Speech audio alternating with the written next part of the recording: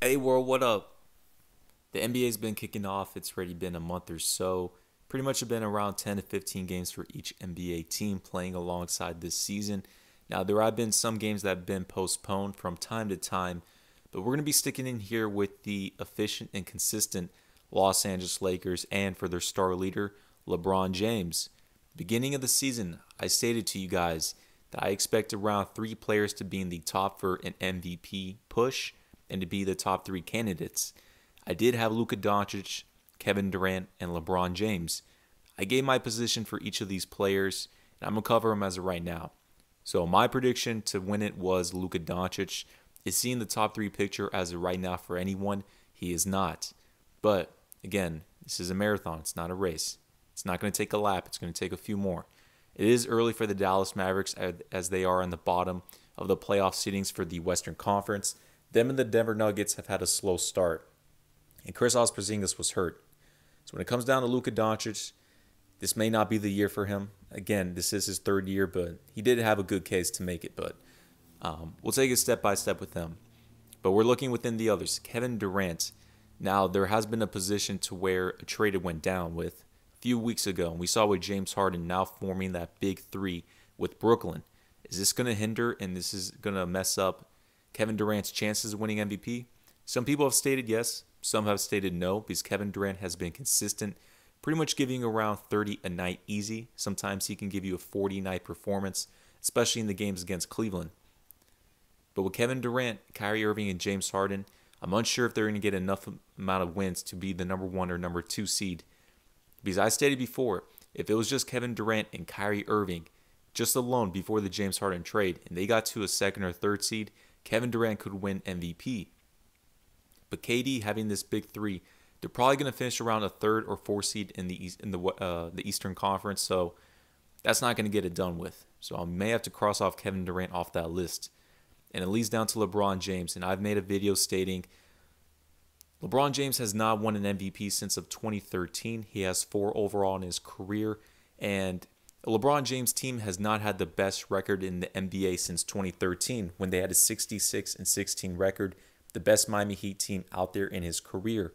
The next following seasons, he joined the Cleveland Cavaliers, who would usually finish around a 1st through a 3rd seed in the Eastern Conference.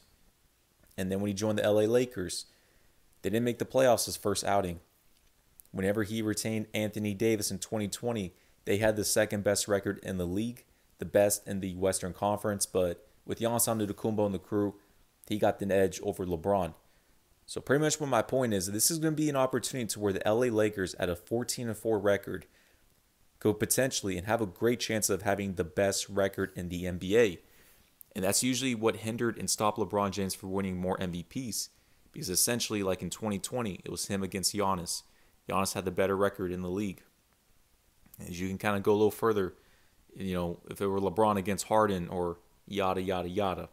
So as of right now, the LA Lakers are trending and as I expected to have the best record in basketball by the end of the season. And with LeBron James giving you his typical numbers, the media would love to give LeBron James one last MVP so he can tie Michael Jordan, most importantly, in 5 regular season MVPs and pretty much give the trend to LeBron James as he's pretty much won a championship so far in 2020. LeBron James this season, 14-4 record. He's giving you 25 points a night. He's giving you around 7 assists, 50% field goal shooting, and when it comes down to that, he'll give you around 8 rebounds. So this is pretty close to the numbers of his whole career on a daily average or a season average. So if you can just do his normal thing, what he's been doing, and give you a number 1 seed in the West in the whole NBA, they will give LeBron James the regular season MVP award, which they've been trying to do for a couple of seasons, but he couldn't get past Russ, Steph Curry, James Harden, and then Giannis Antetokounmpo. So LeBron's in a great position. He's number 1 on my list for regular season MVP as of right now. Let's jump into here on first things first. We already know our man Nick Wright's ready going to be hopping all over LeBron James and his performances. And let's see if LeBron can keep this into fruition.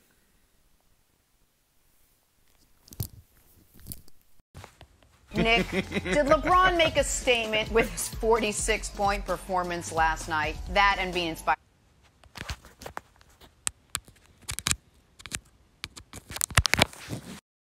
Okay, so we've seen some big performances with LeBron James this season. And when it came down to 2020, LeBron really didn't have a true jumper consistently. LeBron was more of a point guard. He would feed it off more to Anthony Davis and get the guys going. But this season, LeBron James' jumper is feeling a lot more smoother and wet, just like in 2018 in the NBA playoffs. And again, LeBron in the 2018 NBA playoffs, that was the best offensive LeBron James you'll ever see in his career. Not just based off scoring, but his whole demeanor of impact and taking on a one-man team. We've seen the past couple of big games in LeBron's career for 2021 was against the Milwaukee Bucks and then against the Cleveland Cavaliers. So the first game against the Milwaukee Bucks, LeBron James had an explosive night against the Greek Freak. Within that game, LeBron James pretty much went out there and gave you 34 points that night, around 8 assists and 6 rebounds. And of course, the Lakers took the dub against one of the best teams in the NBA. And then following as of last night, LeBron James goes back to Cleveland, Akron, Ohio. And basically when LeBron James this game exploded for 46 points this outing. He hasn't had a 40-point game since the Miami Heat when he had 51 points back into last season. So LeBron James understands specific games and he goes out for them. But pretty much my point is LeBron James looked like quote-unquote LeBronto whenever LeBron was smoking the Toronto Raptors in the playoffs into 2018 in the second round. His jumper was fadeaways, kicking it from 3, logo 3. LeBron James was in his feel, and this is a good sign for the Lakers because Anthony Davis has been struggling, but LeBron James can take on the offensive load, and he's not slowing down with nothing. Tom Brady, obviously. Ooh. There we go. Yeah, and I've got to say, guys, and I'm not being sarcastic here, even I am pretty amazed at what he's doing this season.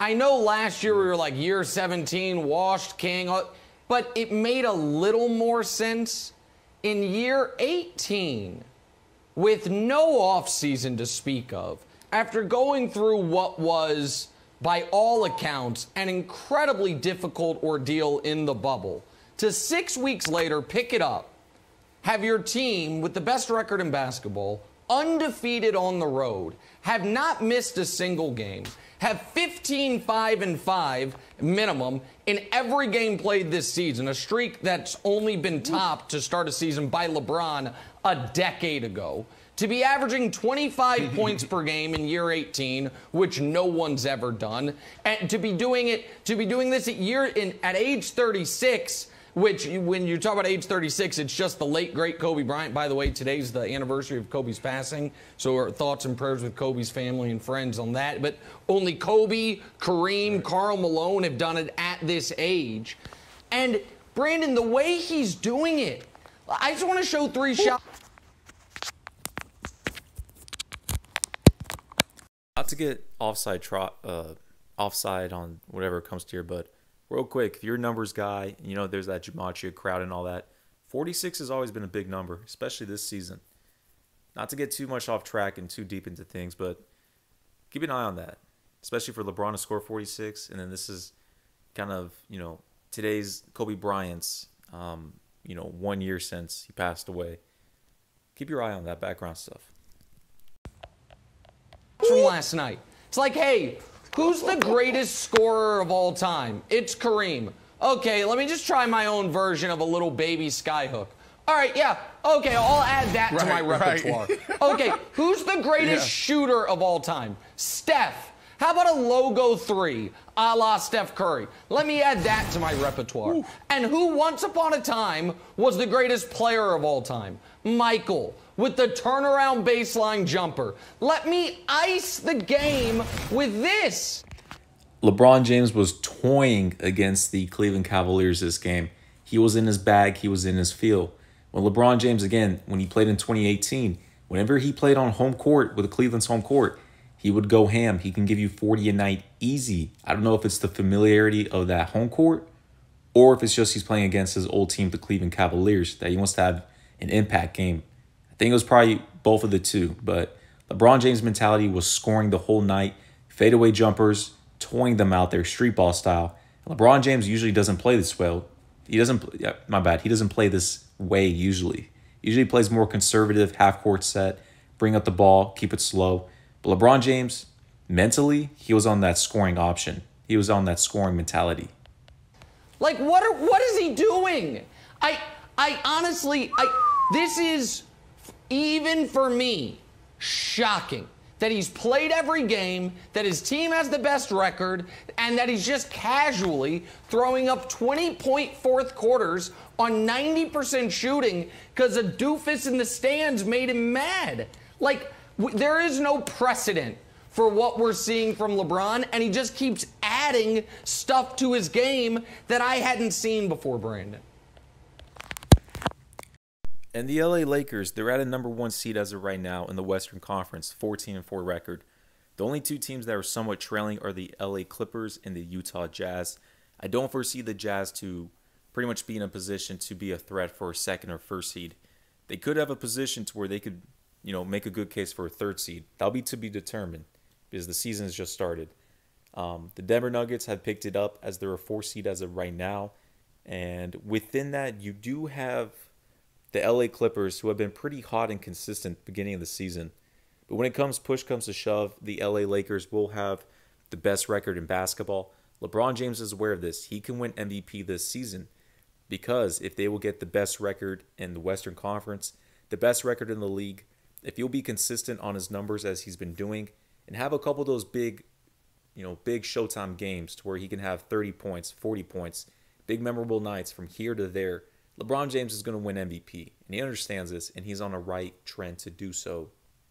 And also, we thought that at this point, it would be a 1A, 1B LeBron AD, or maybe 1A, 1B AD LeBron. That's not the case. AD, I know AD had a great game over the weekend, but AD hasn't been great yet this season. LeBron, if you look at the advanced numbers, has been the single best perimeter defender as far as a field goal percentage allowed perspective in the entire NBA.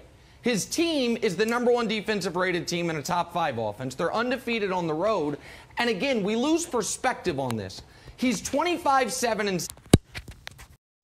Those are crazy, amazing stats for LeBron James at his age. And especially ever since he joined the Lakers with Anthony Davis, he's been held accountable on defense because he understands he's on a championship contender that can seriously win the championship now. Whenever he was on Cleveland, he knew the Warriors were in the way, so he's not going to give all that energy to play defense for them to get swiped by the Golden State Warriors, which is not an excuse, but whenever you're on a team with Anthony Davis, LeBron James, and your only competition out there is pretty much the Bucks and Clippers, you know you have a great chance at winning the championship. You take things more serious.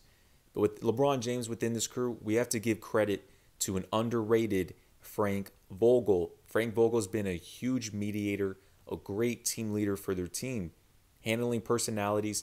We've never seen any chaos for the LA Lakers since they got Anthony Davis and Frank Vogel mixed with LeBron James. Both of them all together, that triunion mix has held success for the LA Lakers, and their team chemistry has always been on 100. Ever since they lost Dwight Howard, Rondo, and some of the others, when they brought in new players such as Montrezl Harrell, Dennis Schroeder, these players who have different roles and they have different expectations of starting, yada, yada. Frank Vogel made the correct rotation, roles, and different terms when it comes to them. Especially with Dennis Schroeder. He was complaining. He wanted to be a starter. Frank Vogel gave in. He tried different lineups. He kept him at there. So the team's on 100. Same thing with LeBron James' mentality. That's why I fully expect the LA Lakers to repeat this season, which they will. 7 on the year. Only Jokic and Doncic are doing that of anybody. He's 25 points per game in year 18. I will just quickly, Jenna, give you the list of people who have averaged 15 points per game in year 18. Moses Malone, Kareem, Dirk, Karl Malone, and the late, great Kobe Bryant. That's the list. And none of them average more than 23 in year 18. LeBron's at 25 and is the best player on the best team. And it also, I think, even though he's not going to have overwhelming stats the way Luka and Jokic are, I think he is a sneaky favorite right now to be league MVP more than 12 years removed from when he won his first one. And Well, not as sneaky, but he's straightforward the best player in basketball, the best record in basketball, and head runner for MVP. He should be, which is the case. Listen, you have these players out here. You have some of these, media pundits and NBA fans, quote unquote. They're stating that Joel Embiid should be the front runner, Kevin Durant, yada yada. No, LeBron James is front runner for most valuable player as of right now, and he will continue to do so. The trend is positive for the LA Lakers to go forward. Year 18, which would be totally unprecedented without any close comparison. Listen, I'm gonna end it off here. Now, I will give kudos to Joel Embiid as of right now. The Philadelphia 76ers do have a 12-6 record in the East, top within the Eastern Conference, but I fully expect the Boston Celtics and the Milwaukee Bucks to, leapfrog over the 76ers. The Bucks are getting things in order. The Celtics haven't had Jason Tatum in 2 to 3 weeks. And when it comes to Philadelphia, they're a nice team, but I don't expect that trend to continue, especially with Joel Embiid's injury history. And I don't see him to be consistent with those night outs of 30 to 40-point nights. He's had a great start. I don't foresee it to be. When it comes to Kevin Durant, you do have James Harden on your team as of right now. The media is not on that position of granting Kevin Durant an MVP. If it comes to KD and LeBron, they will give it to LeBron James. When it comes to Luka Doncic, he's not had a great start with the Mavericks. They're at an 8-9 record with the 10th seed in the Western Conference. Now, I fully expect them to where they can reach a 5th through a 7th seed. But besides from that, they're not going to have a higher enough standings. So Luka's pretty much going to get wrapped out. So it's either going to be pretty much Kevin Durant or LeBron. It's going to go down to LeBron. But we'll figure more out when more news and more coverage comes in.